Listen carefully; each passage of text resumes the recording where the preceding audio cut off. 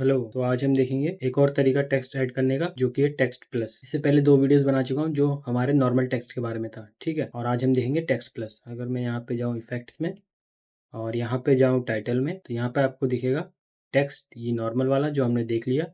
आज हम देखेंगे टेक्स्ट प्लस, ठीक है। ये एडवांस वाला है और यही हर जगह यूज़ होता है। फ्यूजन में यही यूज़ होता है। अगर आपको कोई बेसिक टेक्स्ट बनाना होगा तो फिर नॉर्मल जल्दी से लोग ये वाला यूज़ कर लेते हैं, वरना बाय डिफ़ॉल्ट फ्यूजन में यही आता है और एडिट पेज में भी ज़्यादातर लोग यूज़ करते हैं। तो देखेंगे इसको कैसे यूज़ कर सकते हैं। ये ज़्यादा एडवांस है, इसमें हम सब कुछ कर सकते हैं। तो मैं अभी हूँ अपने एडिट पेज में, आपको दिख रहा है यहाँ पे। अब मैं जाऊँगा सीधे इफेक्ट्स में और यहाँ पे टेक्स्ट प्लस दिख रहा है आपको, इसको हम खींच के इस तरह ले लेंगे, ठीक है। यहाँ पे आ चुका है। मैं इफेक्ट्स को बंद कर देता हूँ। ये एक नॉर्मल सा व्हाइट बैकग्राउंड ले रखा है मैंने, बस इसके ऊपर मैंने टेक्स्ट लगाया है। टेक्स्ट आपको दिख नहीं रहा होगा क्योंकि बाय डिफॉल्ट वो व्हाइट कलर में आता है। तो मैंने टेक्स्ट को सिलेक्ट किया ऐसे और यहाँ पे जाऊँगा इंस्पेक्टर में। अगर आपका बाय डिफॉल्ट यहाँ पे कुछ खुल के आता है तो अच्छी बात है, नहीं आता है तो यहाँ पे आपको दिख रहा है इंस्पेक्टर, इस पर क्लिक करेंगे, यहाँ पे आपके सामने आ जाएगा। तो यहाँ पे सबसे पहले हम देखेंगे कलर, क्योंकि बाय डिफॉल्ट वो व्हाइट में आता है। तुम कलर चेंज करेंगे। सबसे पहले सिंपल सा कलर लिखा हुआ है, इस पर क्लिक करेंगे, जो आपकी इच्छा वो कलर ले लेंगे यहाँ से, ओके करेंगे, ठीक है। यहाँ पे आ चुका है। अब आप यहाँ पे कुछ भी लिख सकते हैं, तो मैं इसको डिलीट करता हूँ और यहाँ पे लिखता हूँ हेलो वर्ल्ड। तो सिंपल यहाँ पे फॉन्ट आपको दिख रहा है, इस पर क्लिक करेंगे, यहाँ से हम फॉन्ट चेंज कर लेंगे, ठीक है। और यहाँ पे फॉन्ट फेस आ जाएगा, रेगुलर है। यहाँ पे कुछ और टाइप चेंज करेंगे, जैसे ये वाला करता हूँ मैं, तो यहाँ पे भी रेगुलर दिखा रहा है। तो कुछ और करते हैं जिसमें बहुत सारे ऑप्शन हो। फिर मैंने कुछ और चेंज किया यहाँ पे, अब आपको दिख रहा है यहाँ पे ये 3 ऑप्शन आ चुके हैं, ठीक है। तो ये फॉन्ट फेस होते हैं। फॉन्ट फेस का मतलब होता है टेक्स्ट को पतला दिखा सकते हैं, मोटा दिखा सकते हैं, और मोटा दिखा सकते हैं, तिरछा दिखा सकते हैं, ठीक है। ये सब होता है। अब यहाँ पे सेम हमारा साइज इस तरह से बड़ा कर सकते हैं, या फिर यहाँ पे आइकन लेके जाएंगे अपना कर्सर और इसको खींच के इस तरह बड़ा करेंगे, ठीक है। आपको दिख रहा है, इस तरह हम आगे पीछे करेंगे तो ये छोटा बड़ा होगा। क्लिक करके खींचेंगे, यहाँ पे दिख रहा है ट्रैकिंग, इसको हम आगे पीछे करेंगे तो लेटर्स के बीच में स्पेस बढ़ता है, ठीक है। यहाँ पे लाइन स्पेसिंग, यहाँ पे मैं कुछ और लिखूंगा, सपोज 2-3 लाइन लिखी मैंने। इन लाइन्स के बीच में आपको कितना गैप चाहिए वो आप डिसाइड करेंगे यहाँ से लाइन स्पेसिंग से। तो इस पर क्लिक करूंगा मैं इस तरह से, तो आप देख सकते हैं लाइन के बीच में स्पेस बढ़ रहा है और कम हो रहा है। अगर आपको बाय डिफॉल्ट करना है, मतलब नॉर्मल करना है फिर से, तो जिस चीज़ पे आप काम कर रहे हैं उस पर आएंगे। जैसे मैं इस पे कर रहा हूँ लाइन स्पेसिंग पे, इस पर मैं डबल क्लिक करूंगा तो ये नॉर्मल हो जाएगा। ट्रैकिंग डबल क्लिक करेंगे, नॉर्मल हो जाएगा, ठीक है। इस तरह से। वैसे वी एंकर और एच एंकर का ज़्यादा कुछ काम होता नहीं है, ठीक है, क्योंकि वो डिज़ाइन में काम आता है, वीडियो एडिटिंग में क्या ही काम आएगा। क्योंकि इसमें तो आप ऐसे कर सकते हैं ना, ये आपको लेफ़्ट राइट करना है तो आपको और ऑप्शन मिल जाते हैं आगे, तो उससे आप लेफ़्ट राइट कहीं भी किसी भी तरह से पोजीशन कर सकते हैं। तो ये इतना ही नॉर्मल सा है, ज़्यादा कुछ छेड़खानी करने की ज़रूरत भी नहीं है इसमें। बाकी बेसिक से मैं भी आपको दिखा देता हूँ। जैसे मैं इस पर क्लिक करता हूँ, इस वाले पे, तो आपको दिख रहा है ये नीचे आ चुका है, ठीक है। नीचे से लिखना शुरू होगा और मिडिल से हमारा मिडिल पे आएगा। अगर आप 2-3 लाइन लिखेंगे, सपोज मैं यहाँ पे 2-3 लाइन लिखता हूँ, ठीक है। अब आपको सही से समझ में आएगा।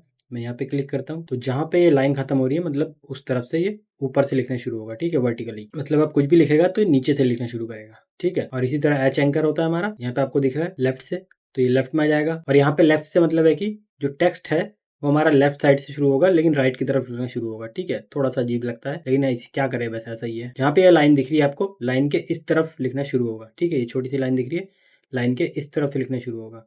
मिडिल पे हमारा मिडिल पे आ जाएगा, मिडिल से लिखना शुरू होगा। और इस तरह सेम यहाँ पे क्लिक करूंगा तो ये लाइन के इस तरफ लिखना शुरू होगा, ठीक है। यहाँ पे जो लाइन दिख रही है। तो इसमें एक और चीज़ है कि अगर आप इस पर डबल क्लिक करेंगे, सपोज आपने छेड़खानी करी है, इस पर डबल क्लिक करेंगे तो ये बाय डिफ़ॉल्ट डबल क्लिक से नहीं होता, ठीक है। इन सब चीज़ों में ये डबल क्लिक काम नहीं करता डिफ़ॉल्ट करने के लिए। तो आपको दोबारा यहीं पे क्लिक करना पड़ेगा, जैसे कि अभी आपने इस कोने में किया, मतलब आपने ये वाला क्लिक किया, ठीक है, ठीक है। फिर मैं इस पर क्लिक करूंगा तो यहाँ पे सेंटर में आ जाएगा, और मैं फिर से इस पर क्लिक करूंगा तो ये एकदम सेंटर में आ जाएगा, ठीक है। तो आपको इतना ध्यान रखना है अगर आप गलती से यूज़ करते हैं तो। यहाँ पे आपको दिख रहा है डायरेक्शन, इस पर ऑटोमेटिक लिखा है, इसमें क्लिक करूंगा मैं, और यहाँ पे आपको दिख रहा है हॉरिजॉन्टल। बाय डिफ़ॉल्ट हॉरिजॉन्टल ये अभी कुछ नहीं होगा। अगर मैं इस पर क्लिक करता हूँ तो मैं ये सब काट देता हूँ, वरना बहुत कंफ्यूजन हो जाएगा यहाँ पे। तो हमने डायरेक्शन पे हॉरिजॉन्टल पे क्लिक किया तो ये बाय डिफ़ॉल्ट ऐसे ही रहता है। हॉरिजॉन्टल मतलब इस तरह से, और वर्टिकल मतलब इस तरह से, ठीक है। अब यहाँ पे आपको दिख रहा है रिवर्स हॉरिजॉन्टल, ठीक है। इस पर क्लिक करते हैं, इसी लाइन पे है लेकिन हमारे टेक्स्ट उल्टे हो चुके हैं, ठीक है। तो इस तरह से काम करेगा। अब मैं चलता हूँ यहाँ पे वर्टिकल पे, तो वर्टिकल मतलब एक लाइन पे आ जाएगा, ये देख सकते हैं आप, इस तरह से आ जाएगा। अब मैं इसका थोड़ा साइज छोटा करता हूँ तो आपको दिखेगा पूरा। और सेम यहाँ पे क्लिक करता हूँ मैं और रिवर्स वर्टिकल करूँगा तो ये टेक्स्ट भी हमारे उल्टे हो जाएंगे।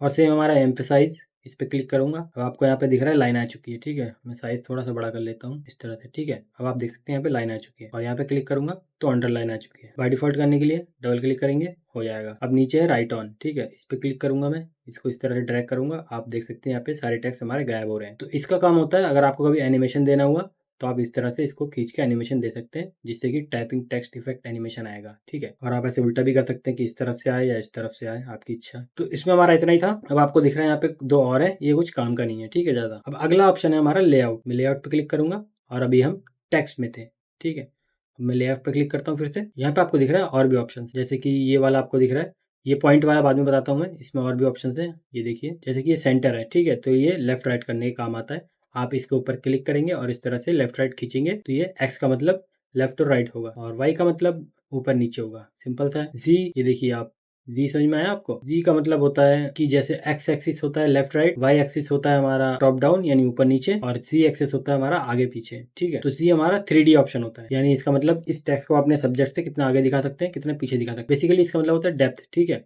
वो आपके बैकग्राउंड से कितना दूर है, कितना पास है। अगर आप उसको दूर ले जाएंगे तो छोटा होता जाएगा, जैसे कोई चीज़ बहुत दूर है तो आपको छोटी दिखेगी, लेकिन अगर कोई चीज़ इतना पास है तो आप इतना बड़ा देखेंगे उसको, ठीक है। अगर नज़रों से पार ही चली जाए तो आप देख ही नहीं पाएंगे। तो इस तरह से काम करता है।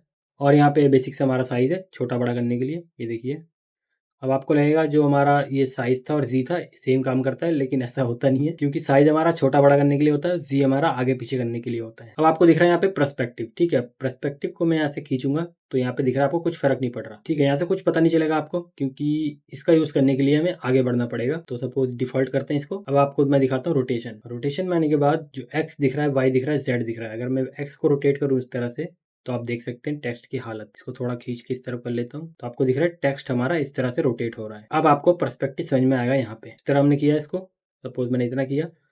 अब मैं पर्सपेक्टिव चेंज करूंगा तो आपको दिख रहा है पर्सपेक्टिव से क्या होता है, ठीक है। हल्का सा आपको दिख रहा है, ये होता है पर्सपेक्टिव। अब अगर मैं वाई पे क्लिक करूं, इस तरफ करूं, तो आप देख सकते हैं क्या हो रहा है, ठीक है। ये देखिए, तो पर्सपेक्टिव का यही काम है। फिलहाल मैं पर्सपेक्टिव बंद करता हूँ। अब एक्स से क्या होता है, एक्स से सिंपल सा मैंने आपको दिखाया, इस तरह रोटेट होता है। और वाई से हमारा इस तरह रोटेट होता है। मैं एक्स को ठीक करता हूँ, वाई से हमारा इस तरह रोटेट होता है, ठीक है।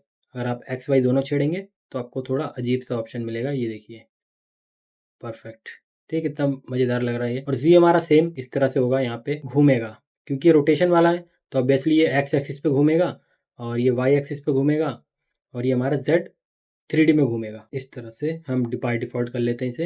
अब अगर मैं Z घुमा के दिखाऊँ तो इस तरह से देख सकते हैं आप, ठीक है। आई होप आपको समझ में आया होगा ये। यहाँ पे आपको अगर कुछ यूनिक बनाना है तो इन चारों से आपको खेलना पड़ेगा तो मज़ा आएगा। अब आपको दिख रहा है यहाँ पे बैकग्राउंड। ये बैकग्राउंड आपको कभी नहीं छेड़ना, क्योंकि इससे पूरा वीडियो आपका कलर चेंज हो जाएगा, ठीक है। मैं आपको करके दिखाता हूँ। यहाँ पे अगर मैं छेड़ूँ उसको तो ये देख सकते हैं आप, यहाँ पे रेड हुआ लेकिन यहाँ पे दिखा नहीं, ठीक है। हल्का-हल्का आपको दिख रहा होगा यहाँ पे, क्योंकि जो हमारा अल्फा है वो 0 है, मतलब इसकी ओपेसिटी पूरी की पूरी 0 है। अगर मैं इसको ऐसा करूँ तो आप देख सकते हैं ये पूरे बैकग्राउंड में चेंज हो गया, ठीक है। पर टेक्स्ट पे कुछ फर्क नहीं पड़ा। अगर आप अपने वीडियो के ऊपर टेक्स्ट लगाते हैं और अगर इस बैकग्राउंड पे छेड़ते हैं तो आपका जो वीडियो का कलर है वो चेंज हो जाएगा, ठीक है, पूरा का पूरा। तो इसको कभी नहीं छेड़ना होता, कुछ केसेस होते हैं उसमें छेड़ते हैं। अब हम चलते हैं यहाँ पे टाइप में, ठीक है। तो आपको दिख रहा है पॉइंट और इस पर क्लिक करूंगा मैं और यहाँ पे आपको दिख रहा है टेक्स्ट बॉक्स, ठीक है। इस पे क्लिक करता हूँ और इसका साइज थोड़ा सा छोटा कर लेता हूँ टेक्स्ट का। अब अगर मैं यहाँ पे चलता हूँ और यहाँ पे कुछ लिख देता हूँ, ये लिखा मैंने इतना सारा, ठीक है, इतना सारा मैंने लिखा। अब मैं यहाँ पे चलता हूँ लेआउट में दोबारा से। यहाँ पे आपको दिख रहा है रैप टू टेक्स्ट, ठीक है। कुछ लोग वर्ब बोलते हैं, मैं रैप बोलता हूँ। इस पे क्लिक करूंगा मैं तो आपको दिख रहा है जो भी हमने टेक्स्ट लिखा था इस सिंगल लाइन में वो एक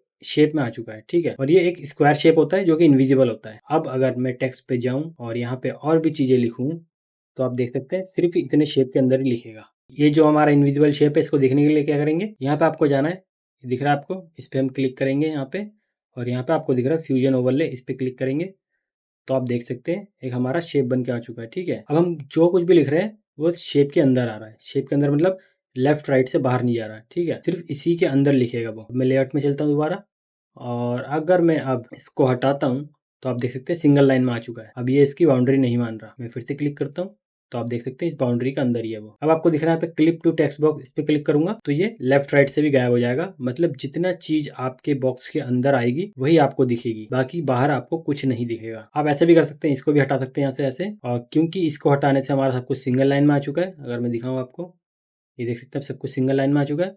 अब अगर मैं क्लिप टू टेक्स्ट करता हूँ तो जो हमारा टेक्स्ट है वो सिर्फ इसी के अंदर जितना है उतना हिस्सा आपको दिखाएगा, ठीक है। अब मैं यहाँ पे फिर से क्लिक करूंगा तो यहाँ पे आपको दिख रहा है सर्कल। अब मैं सर्कल पे क्लिक करूंगा तो जो हमारा टेक्स्ट है वो सर्कल की शेप में आएगा। अगर मैं टेक्स्ट में जाऊं और यहाँ पे और भी चीजें लिखूं, सपोज मैंने ये लिखा तो आप देख सकते हैं सर्कल की शेप में आ चुका है। अब मैं लेआउट में जाऊंगा और यहाँ पे आपको दिख रहा है विड्थ, मैं इस पे छेड़खानी करूंगा तो इस तरह से काम करता है ये, ठीक है। बाकी तो ये नॉर्मल है, एक्स वाई आप कहीं भी कर सकते हैं इसका, जेड भी आप कहीं भी कर सकते हैं, साइज आप छोटा बड़ा कर सकते हैं। तो मैं फिर से यहाँ पे क्लिक करता हूँ अब जो हमारा लास्ट ऑप्शन है वो है पाथ, मैं इस पे क्लिक करूंगा। अब पाथ क्या करता है आपका, तो आप टेक्स्ट को किसी पाथ पे लिख सकते हैं, ठीक है, मतलब किसी रास्ते पे। रास्ते से मतलब है कि आपने कुछ ड्रॉ किया ऐसे शेप में, तो आप उसको उसी लाइन के अंडर लिख सकते हैं, ठीक है। मैं करके दिखाता हूँ। तो आप बाय डिफॉल्ट अगर आपसे क्लिक करेंगे तो आपको कुछ नहीं दिखेगा, आपको यहाँ पे आना है फिर से इस तरह से, और यहाँ पे आपको दिख रहा है फ्यूजन ओवरले, इस पे क्लिक करेंगे। अब अगर मैं यहाँ पे क्लिक करता हूँ ऐसे, तो आपको दिख रहा है सिलेक्ट हो चुका है कुछ, ठीक है, यहाँ पे क्लिक हुआ है और मैं माउस अब छोड़ा हुआ है मैंने। अब मैं कहीं और क्लिक करता हूँ इस तरह से,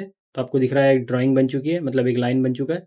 अब अगर मैं यहाँ पे क्लिक करता हूँ इस तरह से, और यहाँ पे फिर से यहाँ पे फिर से यहाँ पे, ठीक है, इतना हमने कर दिया। अब अगर मैं चलूँ यहाँ पे टेक्स्ट पे और यहाँ पे मैं कुछ भी लिखूँ, तो ये हमारा पाथ पे ही लिखेगा, ठीक है। आपको समझ में आया होगा पाथ से क्या होता है। आप चाहे तो पाथ को इस तरह ही बना सकते हैं, एक लाइन टू लाइन, या फिर आप इसको शेप भी दे सकते हैं। शेप से मतलब है आप इसको स्मूथ भी बना सकते हैं। वो कैसे करते हैं, तो स्मूथ पाथ बनाने के लिए आप कहीं भी फिर से क्लिक करेंगे, जैसे सपोज मैं यहाँ पे करता हूँ, तो यहाँ पे क्लिक किया मैंने और फिर मैं यहाँ पे क्लिक करूंगा और क्लिक करके मैं इसको छोड़ूंगा नहीं, ठीक है, इस तरह से मोड़ूंगा, ठीक है, ये देख सकते हैं, इतना किया मैंने।